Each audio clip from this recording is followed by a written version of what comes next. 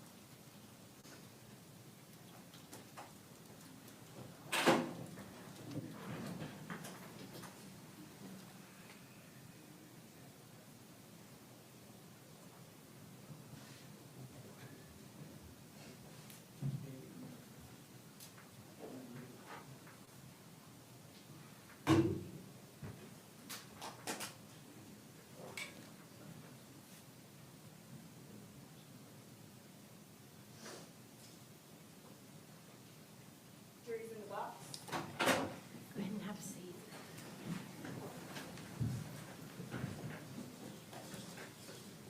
The state's ready for your rebuttal close. You may proceed, Ms. Johnson.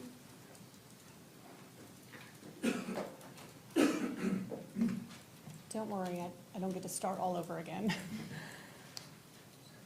This is what's called rebuttal. It's just an opportunity for the state to rebut some of the things that the defense said. Mr. Ackerman said that Sheila Agee lost her son, her granddaughter, and the mother of her granddaughter. Ladies and gentlemen, let's get one thing straight. Sheila Agee is not the victim in this case. Brooklyn Sims is. Mr. Ackerman said she warned him, "Don't do this, son. Your daughter won't have a mother and a father." Ladies and gentlemen, all she's doing is warning him of the consequences. She never said, "Son, do not do this." Mr. Ackerman said the state didn't go into what was on the text messages before August 11th. Ladies and gentlemen, that is our evidence. You heard from the witness with the Escambia County Sheriff's Office. They download it. They turn it over to the state, and then we turn it over to the defense. The state is not trying to hide anything from you.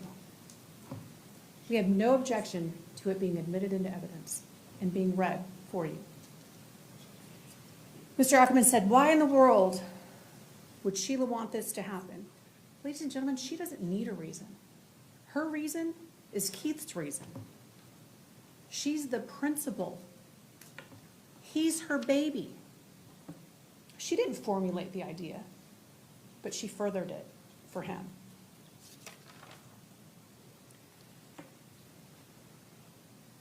Sheila wants you to believe, and Mr. Ackerman argued, that she didn't believe the defendant was going to come to that store. She didn't believe he was coming.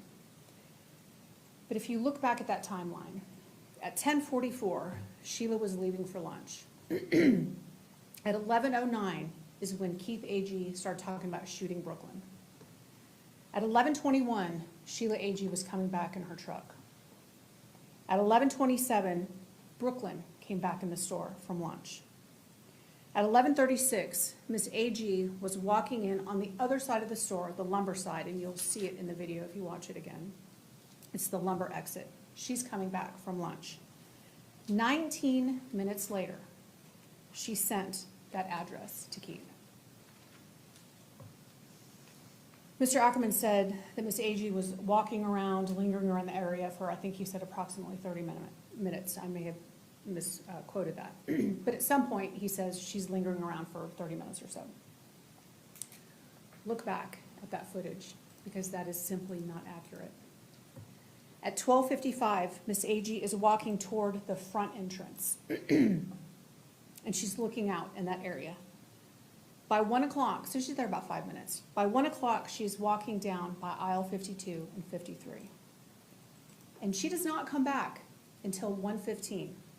That is 2 minutes before Keith Agee is parking his car in the parking lot next to her truck. At 1:15, she comes walking again from the lumber area from the other side. She comes to the front entrance. She lingers around there for a couple of minutes, and then she walks to aisle 52, aisle 53, and she's over there for over 1 minute. Within feet of where Brooklyn Sims was working. She walks past aisles 52, 53, and then at 1:17:44, Keith Agee pulls up, parks next to his mom's truck. At 1:18, he's getting out of the car. He heads toward the lumber section initially, and then he turns and starts going the other direction with his phone in his hand. He changes his direction and he goes to the front entrance. He comes in the store at 1:19 and 30 seconds. He goes directly to aisle 52 and 53. In less than 1 minute, at 1:20:13, Keith Agee is running out of that store. At 1:21, 911 was called. This defendant went straight to aisle 52 after the shooting. If that is not a meeting of the minds, I don't know what is. And then what was Sheila Agee doing 38 minutes later? Deleting all of those text messages.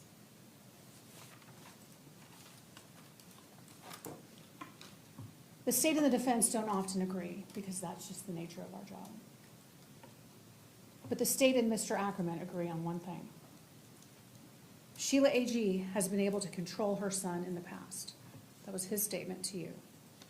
And if you look at page 99 on the text messages that were read into evidence this morning, it's dated August 4th of 2023, you will see where Sheila Agee was able to talk her son down. He says to Sheila Agee, and again, this is August 4th, 2023, 7:22 p.m. How can you say you love me if you know she gave me some and can still talk and laugh with her? Ain't no way in hell to this day when Bo Hell was playing with you at Papa House, I was finna kill. I literally backed the car up and out the window to shoot him. Only thing saved him was you, because you told me not to.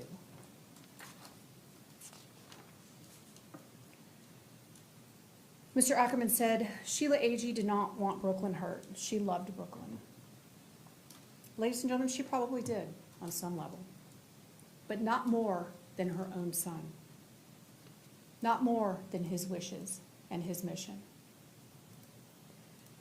Mr. Ackerman brought up these text messages again when Lionel Martinez testified that he didn't go back a month and look at these text messages. A lot of that information is about this STD. The state does not have to prove anyone had an STD. You're not going to see that anywhere in your jury instructions. Those text messages also show you the dysfunctional relationship between Brooklyn and Keith and Sheila, but you also have those in the text messages that the state submitted yesterday. Mr. Ackerman was talking to you about the law, and the state is going to ask you to please listen to the judge when she instructs you, especially on the law of principles. You're going to have a copy that you will take back with you, and you will apply the facts of this case to the law. Because to be a principal, the defendant does not even have to be present when the crime is committed, and she was. For first-degree premeditated murder, the state must prove that Sheila Agee intended the killing of Brooklyn Sims to occur. And the state submits the evidence shows that. For second-degree murder or manslaughter, it is not necessary for the state to prove that this defendant, Sheila Agee, intended the death of Brooklyn Sims. But the evidence shows otherwise. Mr. Ackerman said, Sheila Agee wishes that she had done things differently. Of course she does. She is sitting before all of you on a charge of homicide. But she had every chance to change and do things differently on August 11th, 2023, before Brooklyn was murdered. She had every chance to do things differently, and she didn't. She wishes she did things differently, so does Brooklyn Sims. Just because Sheila Agee took the stand and gave you her version in self-preservation mode does not mean that what she says is true. She's on trial today. She wants you to believe that she did not do anything wrong, but she did, according to the law and the evidence. Mr. Ackerman said, well, what does she have to gain? She doesn't have to gain anything. What did Keith Agee have to gain? Nothing but revenge.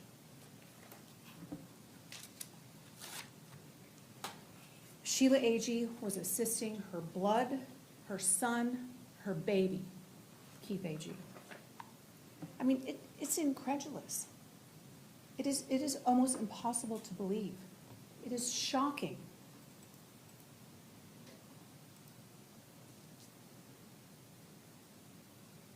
But it is what it is. And that's what the evidence and the law and the testimony in this trial tell you. It was based on her words, her actions, and her inactions.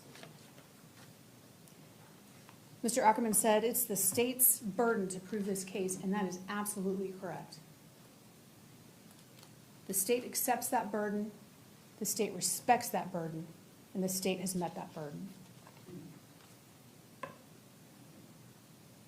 Ladies and gentlemen, Sheila Agee did not physically pull the trigger that killed Brooklyn Sims, but she directed the gun and the bullets and the shooter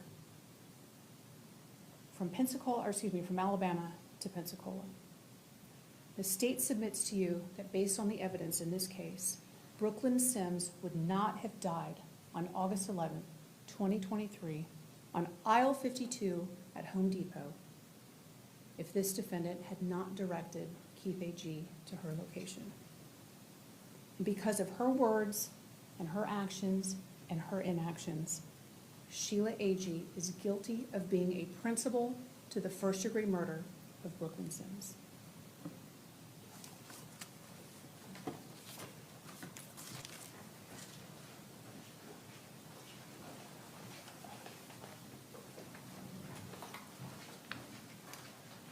Ladies and gentlemen, the court deputy's passing out copies for you of the instructions that I'm going to read. As counsel indicated, you'll be able to take these back with you, so you don't have to memorize the law. Each of you will be able to take this packet back, and you can have an opportunity to follow along as I read them to you.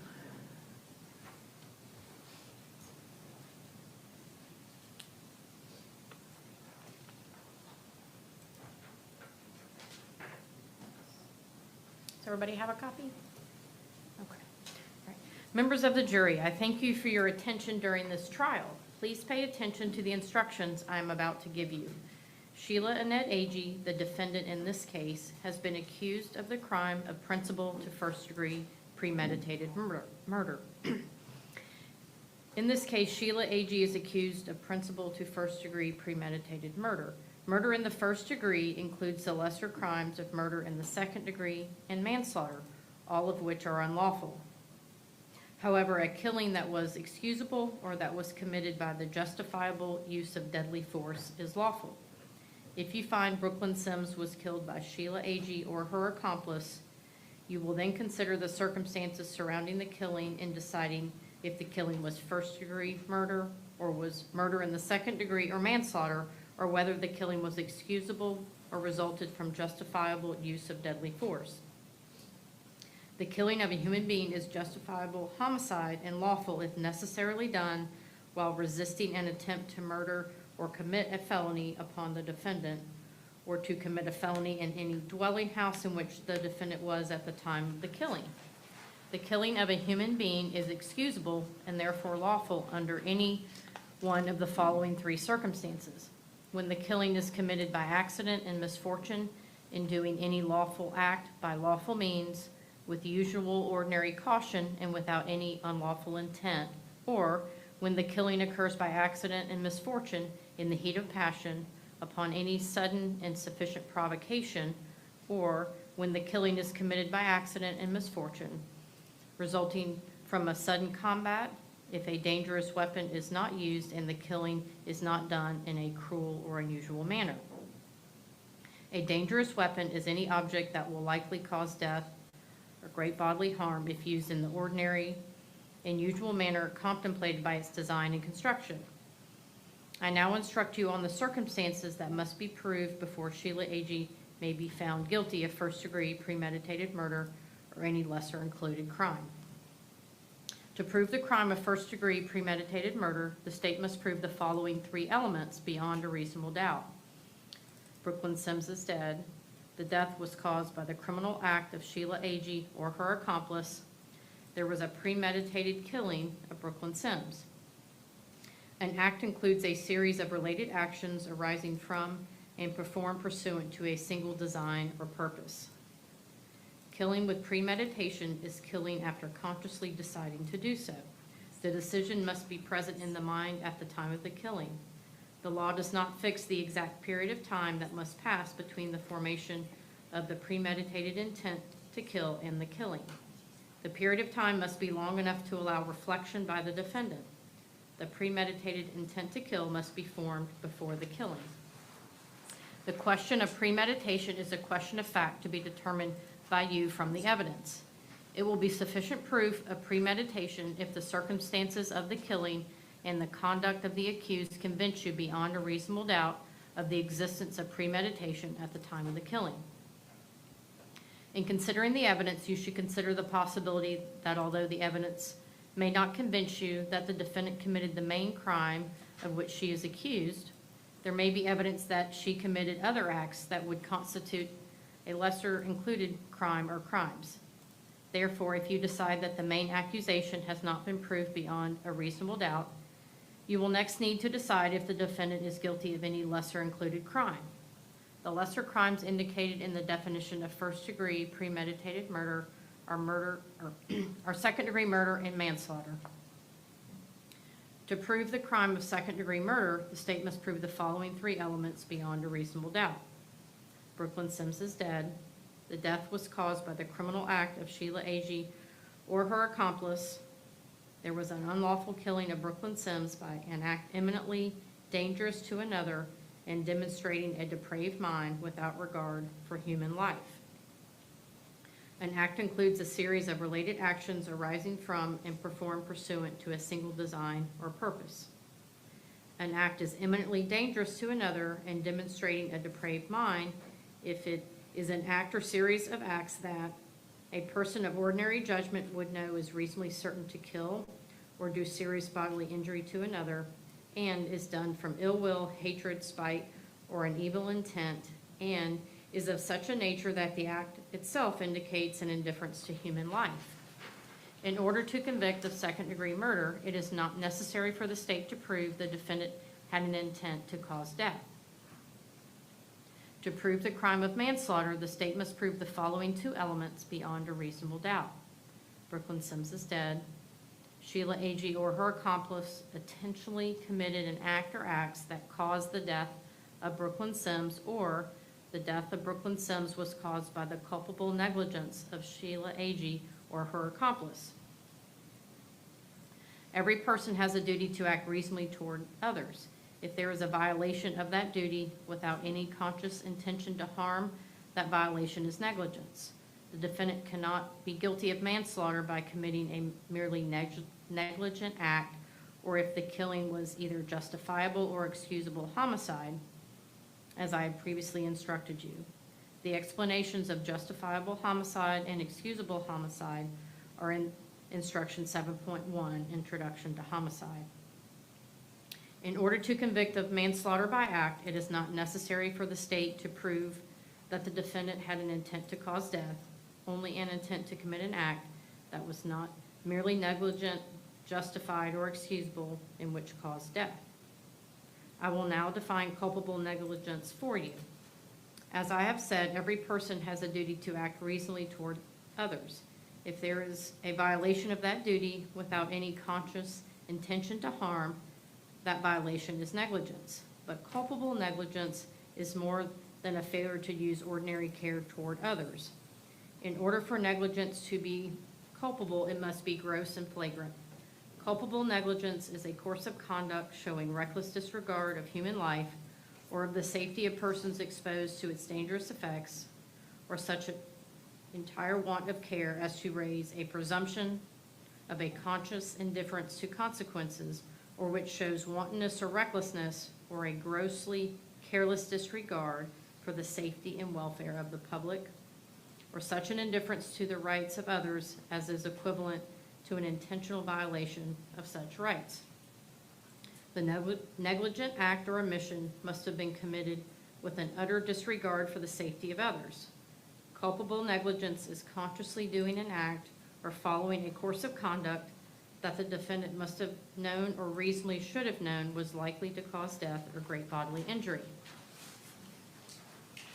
If the defendant helped another person or persons commit a crime, the defendant is a principal and must be treated as if she had done all the things the other person or persons did if the state proved beyond a reasonable doubt the defendant intended the crime to occur and the defendant did some act or said something that was intended to and did incite, cause, encourage, assist, or advise the other person or persons to actually commit the crime. To be a principal, the defendant does not have to be present when the crime is committed. For first-degree premeditated murder, the state must prove the defendant intended that the killing of Brooklyn Sims occur. For second-degree murder or manslaughter, it is not necessary for the state to prove the defendant intended the death of Brooklyn Sims.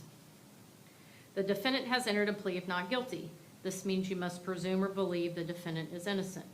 The presumption stays with the defendant as to each material allegation in the indictment through each stage of the trial unless it has been overcome by the evidence to the exclusion of and beyond a reasonable doubt. To overcome the defendant's presumption of innocence, the state has the burden of proving the crime with which the defendant is charged was committed, and the defendant is the person who committed the crime. The defendant is not required to present evidence or prove anything. Whenever the words reasonable doubt are used, you must consider the following. A reasonable doubt is not a mere possible doubt, a speculative, imaginary, or forced doubt. Such a doubt must not influence you to return a verdict of not guilty if you have an abiding conviction of guilt. On the other hand, if, after carefully considering, comparing, and weighing all the evidence, there is not an abiding conviction of guilt, or if having a conviction, it is one which is not stable, but one which wavers and vacillates, then the charge is not proved beyond every reasonable doubt, and you must find the defendant not guilty because the doubt is reasonable. It is to the evidence introduced in this trial, and to it alone, that you are to look for that proof. A reasonable doubt as to the guilt of the defendant may arise from the evidence, conflict in the evidence, or the lack of evidence. If you have a reasonable doubt, you should find the defendant not guilty. If you have no reasonable doubt, you should find the defendant guilty. It is up to you to decide what evidence is reliable. You should use your common sense in deciding which is the best evidence and which evidence should not be relied upon in considering your verdict. You may find some evidence not reliable or less reliable than other evidence. You should consider how the witnesses acted as well as what they said. Some things you should consider are, did the witness seem to have an opportunity to see and know the things about which the witness testified? Did the witness seem to have an accurate memory? Was the witness honest and straightforward in answering the attorney's questions? Did the witness have some interest in how the case should be decided? Does the witness's testimony agree with the other testimony and other evidence in the case? Has the witness been convicted of a felony? Whether the state has met its burden of proof does not depend upon the number of witnesses it has called or upon the number of exhibits it has offered, but instead upon the nature and quality of the evidence presented. The fact that a witness is employed in law enforcement does not mean that his or her testimony deserves more or less consideration than that of any other witness. Expert witnesses are like other witnesses with one exception. The law permits an expert witness to give his or her opinion. However, an expert's opinion is reliable only when given on a subject about which you believe him or her to be an expert. Like other witnesses, you may believe or disbelieve all or any part of an expert's testimony. The defendant in this case has become a witness. You should apply the same rules to consideration of her testimony that you apply to the testimony of the other witnesses. It is entirely proper for a lawyer to talk to a witness about what testimony the witness would give if called to the courtroom. The witness should not be discredited by talking to a lawyer about his or her testimony. You may rely upon your own conclusion about the credibility of any witness. A juror may believe or disbelieve all or any part of the evidence or the testimony of any witness. There are some general rules that apply to your discussion. You must follow these rules in order to return a lawful verdict. You must follow the law as it is set out in these instructions. If you fail to follow the law, your verdict will be a miscarriage of justice. There is no reason for failing to follow the law in this case. All of us are depending upon you to make a wise and legal decision in this matter. This case must be decided only upon the evidence that you have heard from the testimony of the witnesses and have seen in the form of the exhibits and evidence in these instructions. This case must not be decided for or against anyone because you feel sorry for anyone or are angry at anyone. Remember, the lawyers are not on trial. Your feelings about them should not influence your decision in this case. Your duty is to determine if the defendant has been proven guilty or not in accord with the law. It is the judge's job to determine a proper sentence if the defendant is found guilty. Whatever verdict you render must be unanimous. That is, each juror must agree to the same verdict. Your verdict should not be influenced by feelings of prejudice, bias, or sympathy. Your verdict must be based on the evidence and on the law contained in these instructions.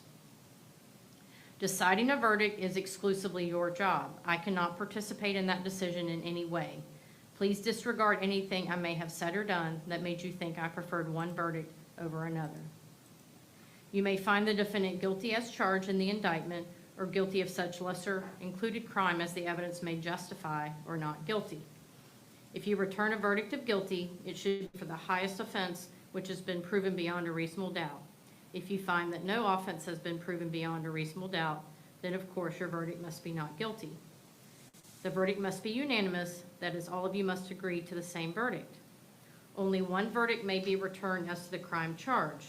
The verdict must be in writing, and for your convenience, the necessary form of verdict has been prepared for you, and it is as follows. So there's only one verdict form. I have it up here, and we'll send this back to you in the jury room.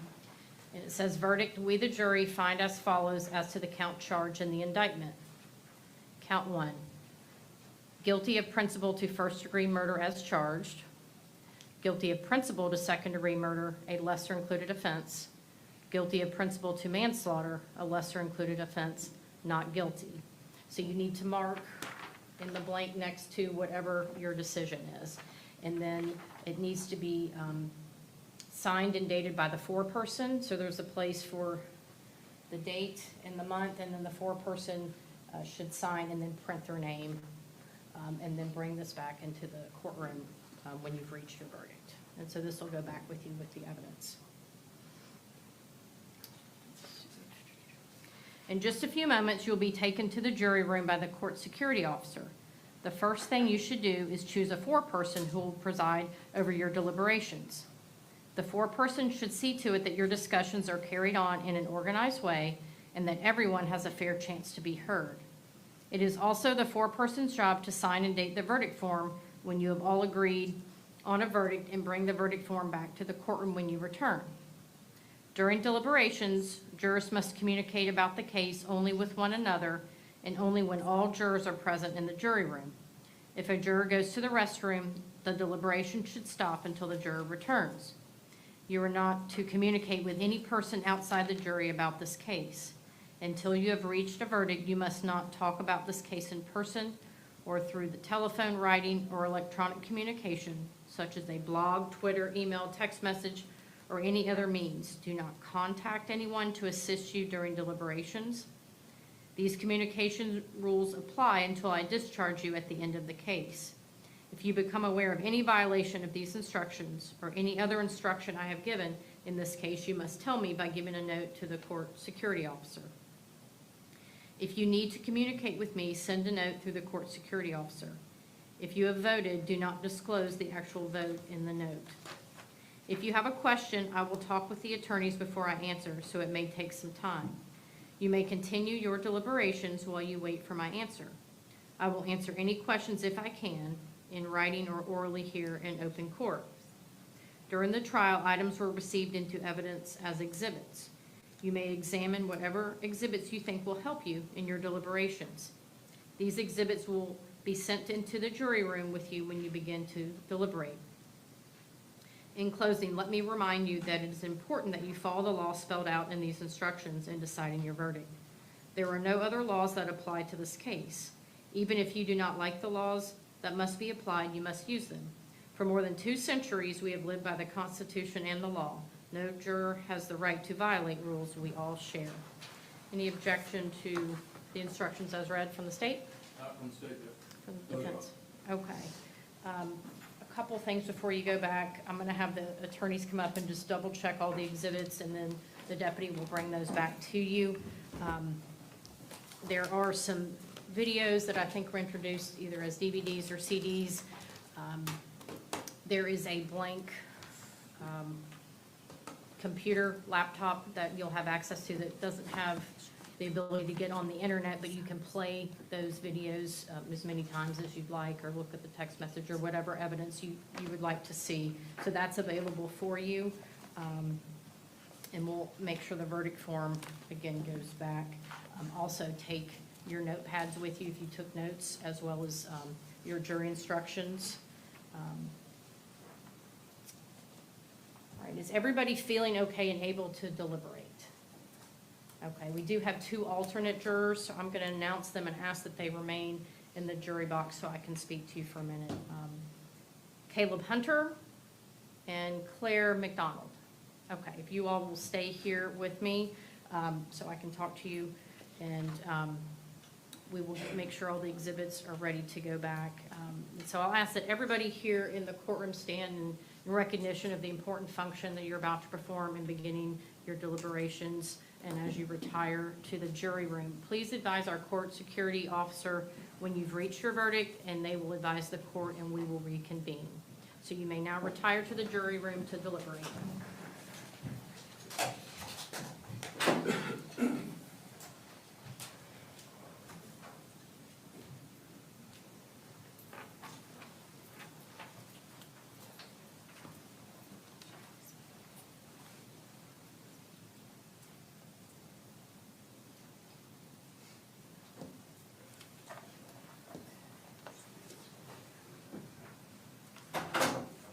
So Mr. Hunter and Ms. McDonald, you were selected as the alternate jurors in this case, and typically when we have cases that are going to be multiple days, we pick more than one alternate because oftentimes things happen.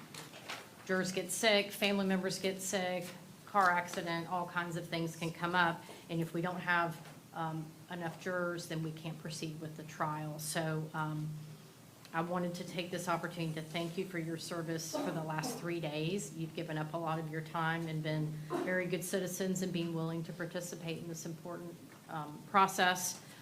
Although you will not go back to deliberate, I hope you do not feel like your time has been wasted. Again, we very well could have needed you, and I've had many cases where the alternates have been used. And I hope you're not too disappointed, because I know you've spent a lot of time here sitting through jury selection in 2 full days of trial. But I sincerely thank you for being here, being attentive, again, being good citizens. This will count as your jury service for the year. So if you get another summons, you don't have to come down and serve, but I hope that it has been an experience that you'd be willing to serve again and participate and serve as a juror. If you want to know the verdict, you can certainly contact my office, and my assistant can let you know. But if you have do you have anything in the jury room that you need to get? Okay, our deputy will make sure, and if you have anything in the lockers as well, make sure you don't leave without that, but they'll make sure that you get checked out. But on behalf of myself, the assistant state attorneys, defense attorneys, defendant, we thank you very much for your service.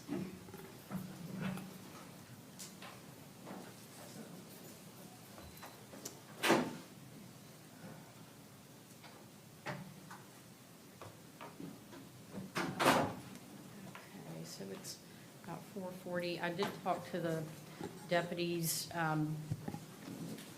before I read the instructions, just in case we need to get together and talk about dinner, because I think 6 p.m. is the latest that we can order it. So I thought we could get together at 5:45 if we do not have a verdict to talk about that, see if the jurors are interested in dinner, because it usually takes about an hour to get here. Does that sound okay to state and defense? Very reasonable. Okay, and they have your phone numbers, correct? Yes. Mr. Ackerman, are you going to stay in the building, you're going to go to your office? I'm going to stay here for a few minutes anyway. Okay, and you're not too far away, right, in case we have a question or anything else comes up? 10 minutes, less than that. Okay. Judge got through A wrench in it.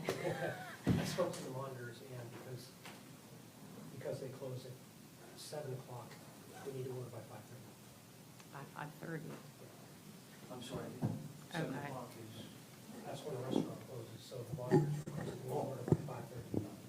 Okay, well, let's have a further discussion. Do you think we should provide menus to them and give them an opportunity to just go ahead and order? I think so, Judge. It's part of this we can do. Right, so we'll go ahead and give them that opportunity. If they end up not eating it, we can give it to them on their way out. But I just don't want it to get to a point where we can't feed them, because obviously it's a serious case, it may take a while, as you all know. Okay, so we've changed our plan on that, so I don't think we need to reconvene unless we get a question then, or a verdict. Anything else we need to address before we're in recess pending verdict? Not from the state. Okay, well then, we'll be in recess again until we have a verdict.